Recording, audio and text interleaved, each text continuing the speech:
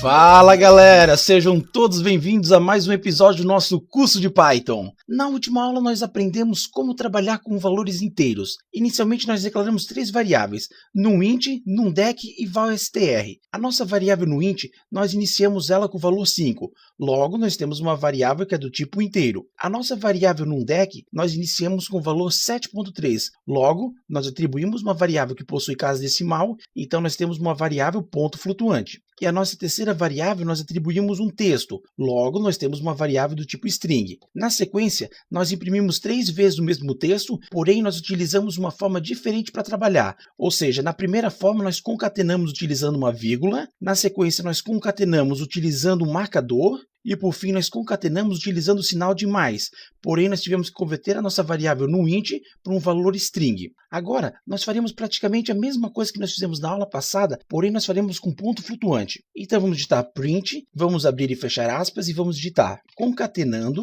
decimal, 2 pontos. Agora nós vamos colocar uma vírgula e vamos passar como segundo parâmetro a nossa variável numDec. Na sequência nós vamos digitar print novamente, vamos colocar e vamos digitar concatenando decimal, 2 pontos, e agora nós vamos utilizar o marcador porcentagem F, ou seja, porcentagem ponto flutuante. Na sequência nós temos que indicar qual é a variável de ponto flutuante que deve ser substituída pelo nosso marcador. Então agora nós temos que dizer qual que é a nossa variável, porcentagem numDec. Vamos mandar executar e vamos ver o que acontece. Então nós tivemos que foi impresso 2 vezes concatenando decimal. Na primeira impressão, nós temos que o valor foi impresso como 7.3. Já na segunda vez, o valor foi impresso com 7.3 e ele colocou 5 zeros no final. Essa quantidade de zeros que é colocada no final, nós conseguimos controlar ela. Ou seja, nós conseguimos trabalhar com a precisão do nosso número. Para que nós possamos fazer isso, basta nós irmos aqui depois do porcentagem e nós colocarmos ponto, a quantidade de casas decimais que a gente deseja. Eu vou colocar 10. Vamos mandar executar e como a gente pode ver, nós temos 2, 3, 4, 5, 6, 7, 8, 9, 10 casas decimais, ou seja, depois da vírgula, contando com 3, nós temos 10 casas decimais. Assim, toda vez que nós estivermos trabalhando com variáveis do tipo float, muito provavelmente nós precisaremos manipular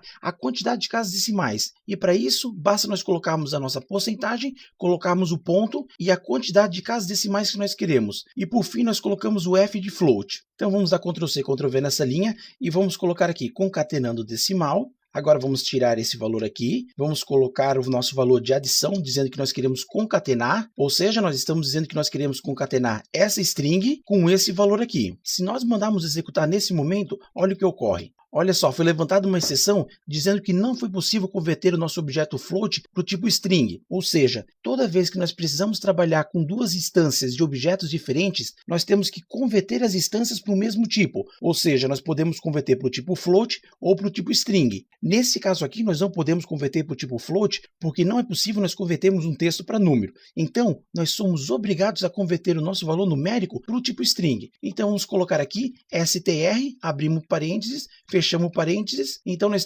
estamos dando um cast, ou seja, nós estamos convertendo o nosso objeto numDec para um objeto do tipo string e estamos concatenando esse objeto string com esse outro objeto string aqui. Feito isso, a instância que é gerada nessa operação é passada como parâmetro para a nossa instrução print. Então nós temos que foi impresso 3 vezes a mesma mensagem, porém, nas 3 vezes nós trabalhamos de forma diferente com valores de ponto flutuante. Vamos fazer o mesmo trabalho, só que agora com a nossa variável valstr. Então vamos ir aqui no final e vamos colocar print e aqui vamos escrever. Então nós temos que dizer com qual string nós vamos concatenar. Vamos colocar a nossa vírgula e vamos passar a instância do nosso objeto valstr. Vamos copiar e colar essa linha e agora nós vamos concatenar utilizando um marcador. Então o símbolo de porcentagem para concatenar valores do tipo string é porcentagem S, ou seja, porcentagem string. Nós sempre estamos trabalhando com porcentagem e a inicial do tipo que nós estamos trabalhando. Aqui no primeiro exemplo nós utilizamos porcentagem I de inteiro, aqui no nosso segundo exemplo nós utilizamos porcentagem F e aqui no nosso último exemplo nós utilizamos porcentagem S, que vem de string. Então para que nós possamos fazer a nossa concatenação, nós não precisamos dessa vírgula